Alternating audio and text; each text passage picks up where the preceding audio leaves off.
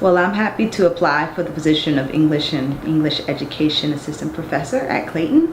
I think I have a unique set of qualifications that fit well with the department's mission and goals, one of which is I have an extensive background working with diverse students, multicultural education. I also have taught in the public school system for most of my career, for the last 15 years. I've also worked as an adjunct and assistant professor in reading and first year writing. And I've also worked as an instructor in multicultural studies. So I think I have a unique set of experiences and skills that will work well with the mission.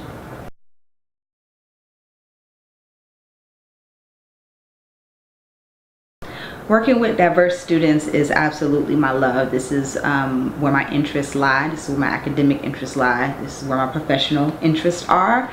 I've worked with African American youth from underserved and at-risk populations, Hispanic youth, as well as Middle Eastern and East African immigrant populations. I've worked with these groups from middle school all the way to PhD level. So this is certainly my interest, and I've had quite a bit of experience with this group.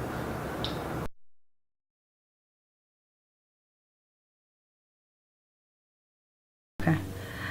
My interest in working with students that have financial or maybe familial difficulties in school, that's actually one of my main interests. I'm really interested in working with disadvantaged youth, at-risk youth, underserved youth. I believe in educational equity, so I'm a big advocate of literacy as a civil right. And as educators, we have to do our best to make sure that we are instruments in making sure the playing field is equal. So I definitely believe literacy is an instrument in that.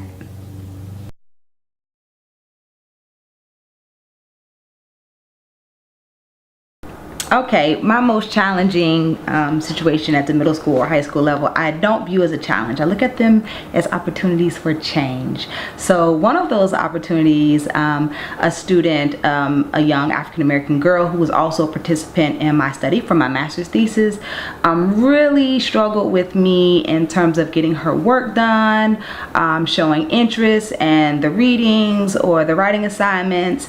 And after talking to her a bit, I found out that she had a very defeatist attitude about ELA. She didn't see it as her strength. She always struggled with it. So what we did is we worked quite a bit together to work with whatever areas she found that she struggled with. We ate, we talked. Sometimes she just needed someone to talk to. So this student who had been a behavior problem for me, who didn't do her work, ended up passing the class, again ended up being a participant in my study, and she also made connections with her ELA coursework, with her biology and social studies, two subjects she really enjoyed. So she was able to make those literacy across the curriculum kinds of connections. So opportunity, not a challenge.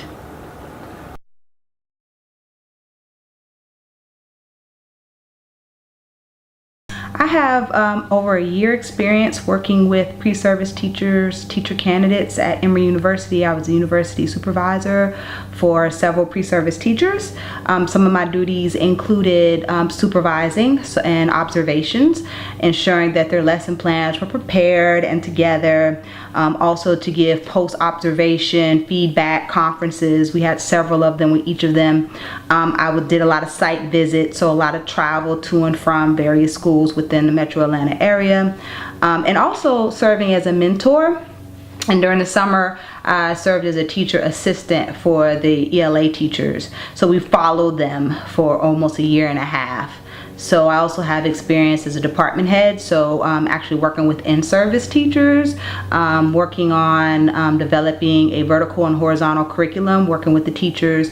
Also, it's a project-based learning school, so developing lesson plans, developing model templates for lesson plans as well for teachers that were coming in just to get used to the model, because it's a very different model than many of us are used to.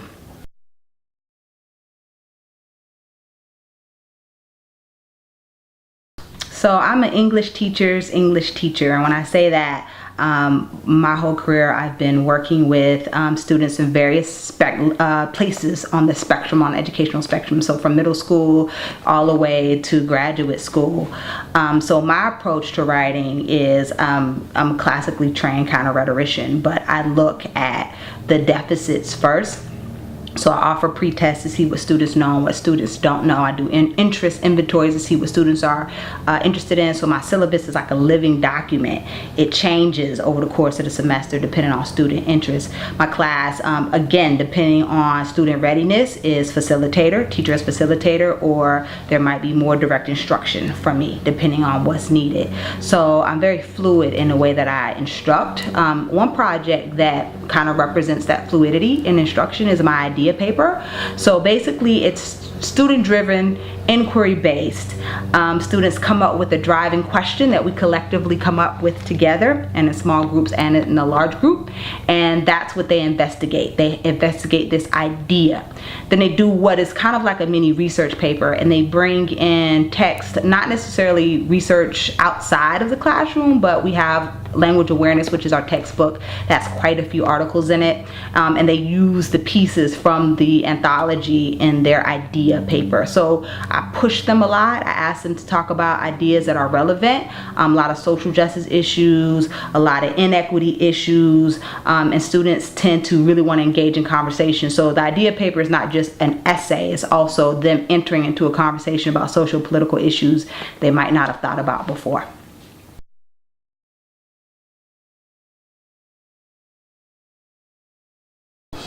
So I've taught reading in middle school and high school. I'm currently teaching reading right now.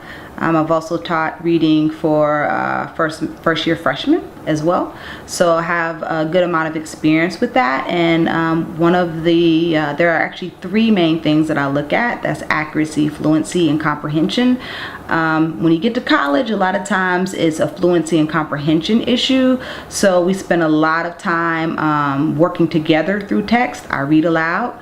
Sometimes for homework, I'll have them take their cell phones and read into the cell phone and listen back to themselves reading along with the text. I also do quite a bit of videos, if I can find a video, or readings that others have done, a lot of guest speakers, a lot of story time, so they can actually hear the cadence of a good reader.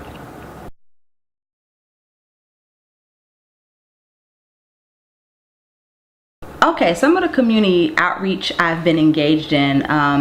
I've worked with INSA, which is an academic rites of passage program that work with both boys and girls. So we basically taught students or work with students in team building activities, building up their self-esteem, building up their community engagement, so volunteer activities. Also, I work with Bike Right, which is a local biking organization, cycling organization, that is also similar in tone to INSA in terms of skill building, teamwork. We spend a lot of times outside and in the woods. I also added to that particular program a component where we worked with girls. Prior to that, it was a boys program, so we added girls to that program. Currently, I'm working with several programs in our school, from yearbook to volunteer organizations at Drew Charter School, where I take the students, work with the students, make sure that they get their volunteer hours. And yes, I believe that INSA can be replicated there, and maybe even the cycling program.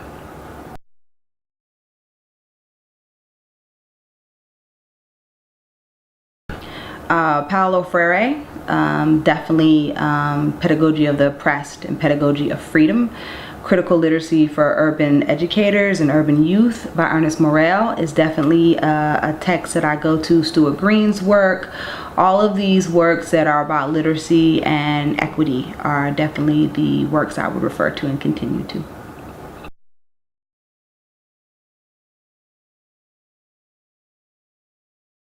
Most recently, we've done a study. I teach a integrated world studies course. It is literature and world history.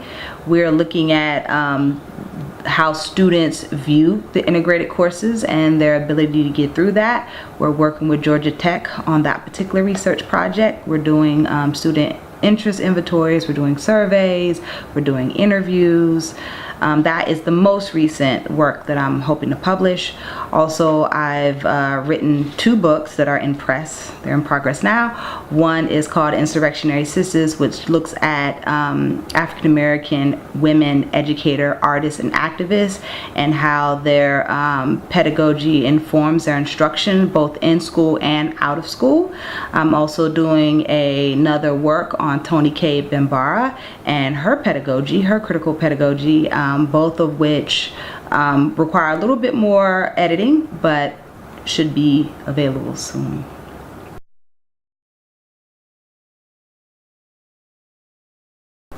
I'd like to thank Dr. Smith and the search committee for this opportunity to apply for the position. If you have any more questions, feel free to reach out to me. You can also go to my website, KhalilaAli.org.